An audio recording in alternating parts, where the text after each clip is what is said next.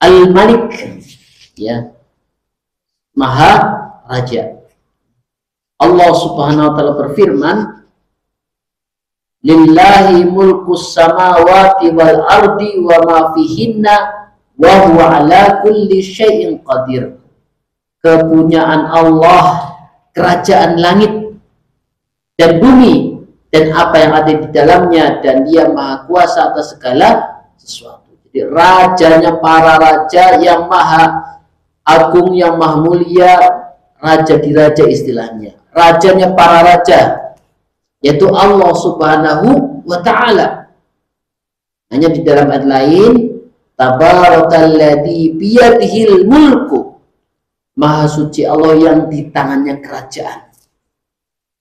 Makanya di dunia banyak para raja, ada yang saleh, ada yang ingkar, dan raja dunia yang paling sombong adalah Fir'aun.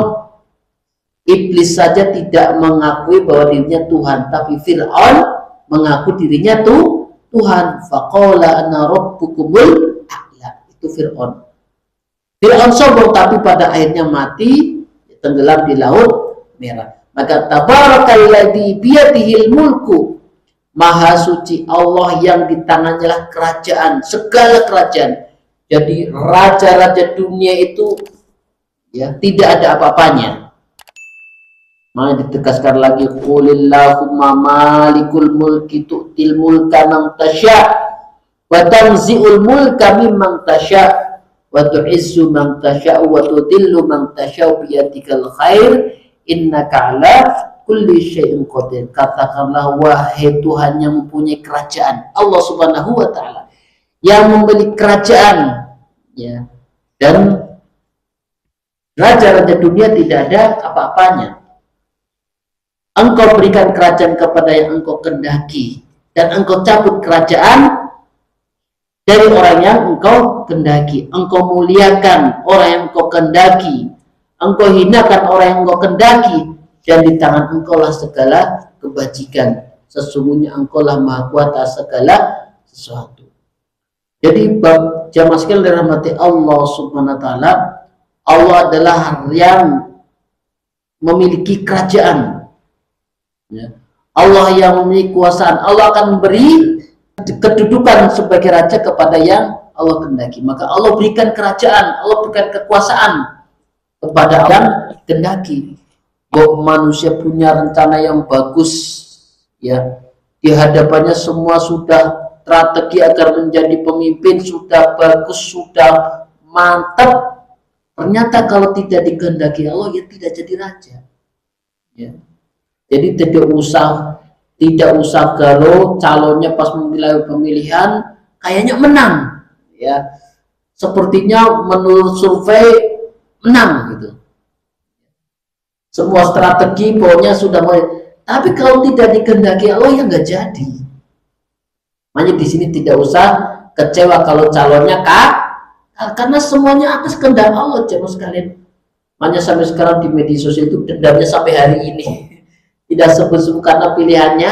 Kalau lihat kata Allah Subhanahu wa ta'ala, qulillahumma malikul mulki tu'til mulka man tasya. Katakanlah, wahai Tuhan yang mempunyai kerajaan, engkau berikan kerajaan kepada orang yang engkau kehendaki. Engkau cabut kerajaan dari orang yang engkau kehendaki. Kalau orang itu waktunya lengser, ya lengser.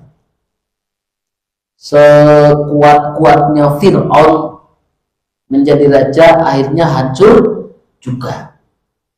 Sehebat-hebatnya Raja Romawi yang ketika itu raja yang kekuatannya tidak ada bandingannya, tetap saja runtuh. Karena memang semuanya adalah kehendak Allah Subhanahu wa ta'ala. Sesungguhnya ya innaka ala kulli syai'in qadir. Sesungguhnya engkau maha kuasa atas segala suatu. Rajanya para, jadi semua raja-raja yang ada saat ini, ya, nanti waktunya hancur atas kehendak Allah Subhanahu wa ta'ala. Nanti akan ada pengganti pemimpin-pemimpin berikutnya, ya, atas kehendak Allah Subhanahu wa ta'ala. Ada tim sukses yang sudah profesional, sudah mengalami melintang dunia pemilihan itu, Kalau memang belum kehendak Allah, ya tidak dikehendaki oleh Allah Subhanahu wa taala. Penjelasnya di sini jemaah sekalian.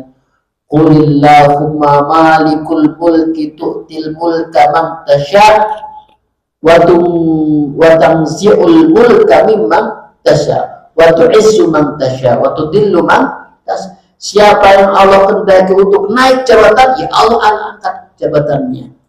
Siapa yang akan Allah cabut kekuasaannya, ya Allah cabut atas kekuasaan Allah. Siapa yang akan Allah angkat derajatnya, ya Allah akan angkat derajatnya. Maka kita, kewajiban kita adalah tawakal kepada Allah Subhanahu wa ta'ala. Ya, setinggi-tingginya jabatan, ada saatnya akan turun jemaah sekalian. Maka di sini pelajarannya, Allah Subhanahu wa ta'ala akan memberikan kerajaan pada orang-orang yang Allah kehendaki. Begitu juga Allah akan cabut. Kalaupun manusia berkumpul untuk mempertahankan kekuasaan, kalau memang Allah kehendaki jatuh, ya jatuh itu kekuasaan jemaah sekalian.